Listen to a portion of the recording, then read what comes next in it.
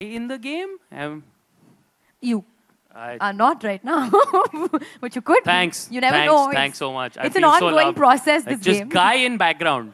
Like that No, and also, we also discussed about how if there's something, say that I have a movie premiere coming up, I have some exciting event, we can actually put that in the game. Oh, nice. Okay. So it's also, you know, they want to, so I shared my whole schedule with them. Like, this is what I'm doing. These are the clothes I like wearing. This is the hairstyles I like doing.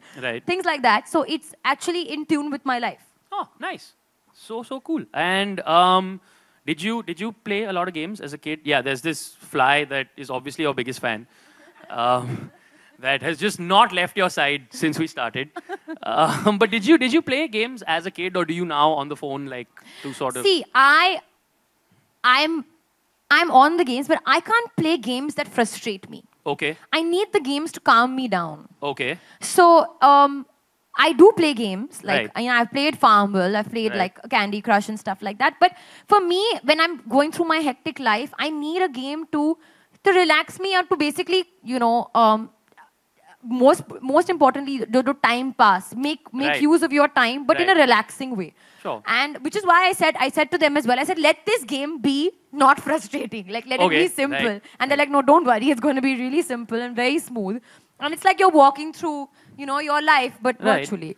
I'm glad you said that, because does this happen to anybody else here? It happens to me all the time when I'm playing frustrating games, where I'll be sitting, again, too graphic, I'll be sitting in the loo, I'll be sitting on my couch, and I'll just be playing this game, and I'll be thinking to myself, you know, I've had a good year, I've worked hard, I sort of take care of a business, I have a good relationship with my family, I'm a good person, I think I've achieved a lot in life. Then I'll be playing, and then that one pig will not die.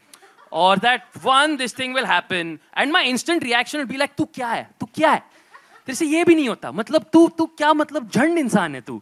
Like that. Does that happen to anybody else? Where if you mess up a level in a game, you're just like, "My life is only not worth living." Yeah. Like it doesn't matter what I've achieved. It's just this. My life is pointless. Especially when you're a competitive person. Like I will compete with my father. You know, like I will compete. If we have to win something, we will make sure we win. Right. So I'm not winning, then it's a problem. Then yeah, exactly. So that's why you like take this competitive element out of the game. So what is that something that your fans will respond to in the game? What do you think they are going to take away from this? Like, I mean, I hope they take away an experience. Right. Okay. I mean, it's not like I don't get I don't communicate through my social media platforms, but I can't always respond to everybody, and my heart breaks when I can't do that, because I mean I would be doing that, nobody will be seeing me in any movies. Correct. I mean, I don't think you'll be able to respond to it, because last I checked, you are India's most successful star on social media. I would not say most. I'm saying, look, let's just be blunt in terms of pure numbers. You're talking to a guy who's built his career on the internet, and our entire point of envy is we just go and we look at your followers sometimes and we're like, it's not fair, yeah. This is not fair. Apna pura life internet pe, lekin like we have 2 million, and then whatever followers we have, you add 2 zeros to it, and you get Alia's social media followers. No. I'm honestly I feel very grateful and flattered that I have those many followers. Okay. It seems, I mean, a bit surreal sometimes. Right. But as you rightfully said, I can't sit and respond. It's not like I don't want to. I do try to do a chat session every now and then. But I feel like anybody who checks into this game will be able to hear my voice, will be able to see the videos. And again, it's not about me. It's about you. Sure. You know, and it's not like, come, I'll give you a piece of me. It's not also about that. It's just like, come have an experience, and whilst you do that, I'll be your friend. You know, we could be friends. And it's not like I'm saying none of you are my friends. I literally have love and affection and pure like gratitude for everybody who says good things or bad things about me. Because even bad things sometimes make a difference, Fair you know, in a good way. Sure. So yeah, I think this is, in a sense, a way of connecting and just staying in touch, and another medium of communication. Nice. Okay, so before we talk a little bit more about the game, I have one more question for you about movies, which is that I mentioned you did just March to March. You have done 4 huge films that have sort of come and gone. And so there was Kapoor & Sons, Udta Punjab, Dear Zindagi, and then Badri.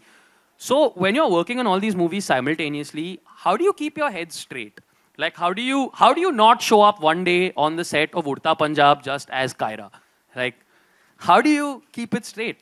You know, it is very difficult, and that's where the director comes in place. So fun thing is I was shooting for Dear Zindagi and Badrinath Ki Dulhania a little bit simultaneously. So the first schedule was Badrinath Ki Dulhania, I was doing some extra subtle acting. And Shashank was like, Alia, what are you doing? So it became like a fun thing where he used to say, Alia, not Dear Zindagi, Fear Zindagi. Right, okay. So whenever I was doing a Dear Zindagi kind of acting, he used to come and say, no, Fear Zindagi. Right, this week need to go to the other space. We need to go to the other zone. space. Yeah, but that's where your director, your co-actors, and everybody comes in, you know, in helping you, because honestly, it is very, very difficult, which is why I like doing one film at a time, but you can't always do one film at a time.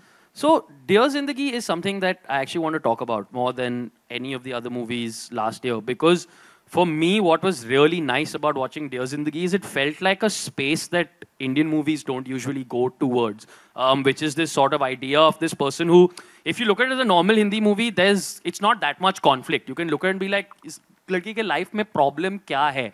It's just love problems which everybody else has. But I like that it takes that and it turns it into a sort of conversation about mental self-care and mental care, which is something that I don't think we do a lot of in India. And is that something that drew you to the character?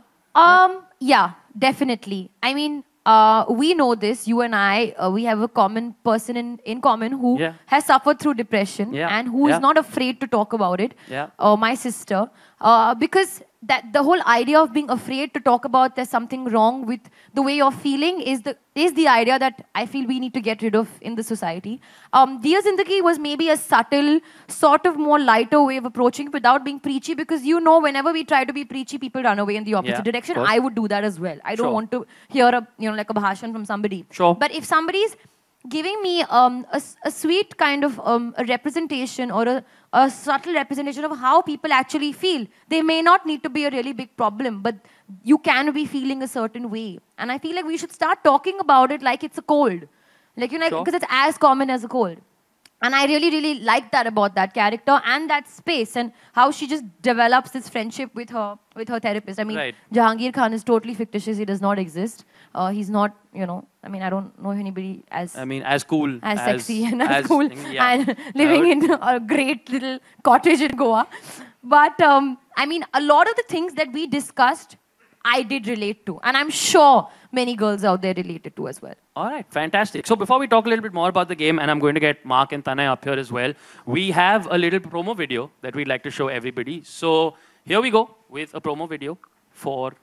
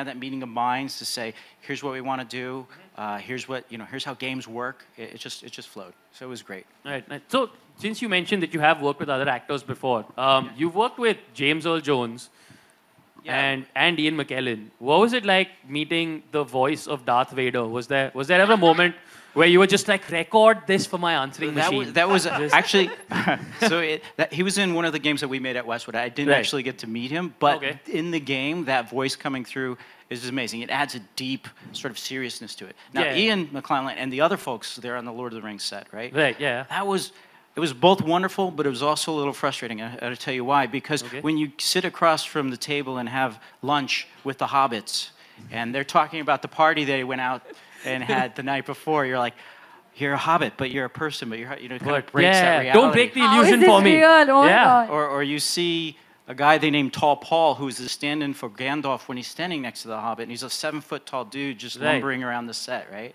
So it's kind of, it's good and it's bad because it breaks that reality. So when we see